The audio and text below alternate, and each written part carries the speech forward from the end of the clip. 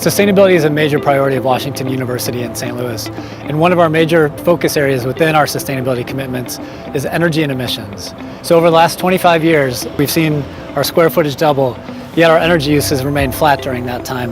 And that's through a whole range of strategies, including building highly efficient new buildings, fine-tuning our existing buildings through projects like retro commissioning, improving our utility systems on campus that feed energy to those buildings, and then engagement with our occupants to make sure that they're inhabiting those buildings in a very efficient way. We build to two main standards. We meet a LEED Silver minimum for our buildings, and we make sure that they're at least 30% more efficient than building code. And the building behind me is 36% more efficient than code. So we typically try to push beyond our own standard and make sure that our buildings are as efficient as possible. And every additional percentage means additional operating savings throughout the life of that building. To date, Washington University has built 21 LEED certified buildings. Of those 21 buildings, the vast majority of them have exceeded our LEED Silver minimum and are either LEED Gold or LEED Platinum. We want to build to be 30% more efficient than code. And those two LEED Platinum buildings were able to achieve Platinum in large part because one was 42% more efficient and the other was 46% more efficient. So the energy performance of our buildings is a very, very strong contributor to their LEED certification.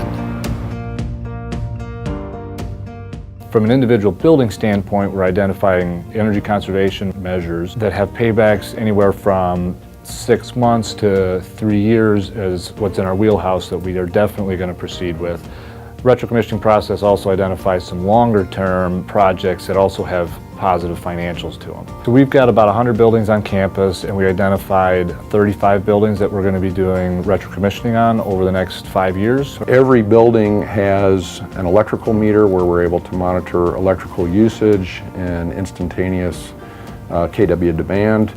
Every building has a chilled water BTU meter. Every building has a heating hot water BTU meter or steam meter. And with that, we've been able to rank the high users and sort of prioritize our energy conservation efforts towards those buildings. The way we identified those was used some metering data that we've got and identified the highest energy use and least efficient buildings and narrowed it down to those where we can make the biggest impact on campus to reduce our energy overall. Laboratory Sciences is a teaching lab here on campus, and we identified about $240,000 worth of energy conservation measures in that building. For that level of investment, we are projecting a savings of $85,000 per year, which, do the math, is about a 3-year payback. For that level of investment, we're expecting to reduce our energy use by 1.5 million kilowatt hours. We're also going to reduce the carbon emissions from that building by about 1,300 metric tons of CO2, which represents about a 37 or 38% reduction in the amount of carbon that we're emitting based on that building's usage.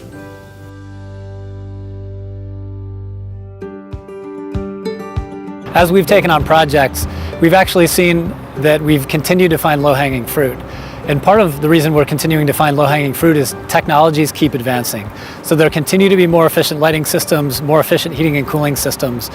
And what we found on our campus would apply to any large business, large institution, that there are smart capital investments that will reduce operating costs and actually pay for themselves in the long term.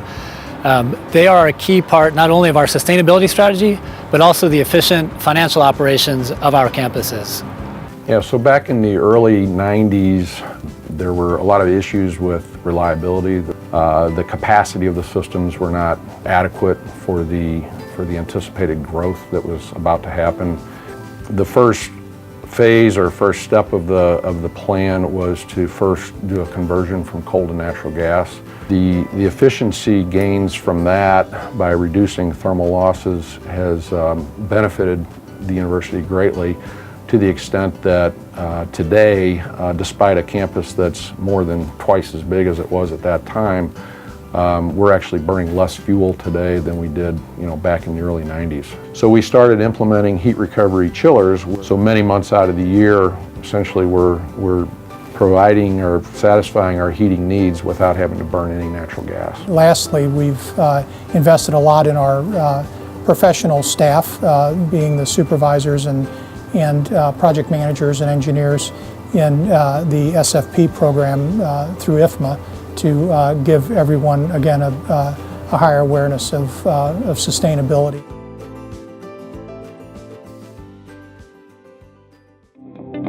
Looking to the future, Washington University has just adopted an updated strategic plan for sustainable operations. And in that, we've set an even more aggressive set of energy and emissions reduction goals. And the strategies that we've outlined total about $28 million of additional investment in energy conservation and carbon reduction measures. And those projects as a pool have an average payback of about 7.5 years, yet they're projects that will have a lifetime of 15 years and 20 years.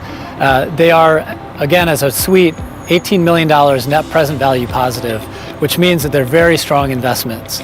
So again, as we look to the future, we're looking at a series of projects that will be good for our bottom line, and we know will have a very big impact on carbon emissions and be a very important mitigating factor in climate change, which is one of the most pressing challenges of the 21st century. And it's a challenge that we as an institution are very committed to being a major contributor in a positive way too.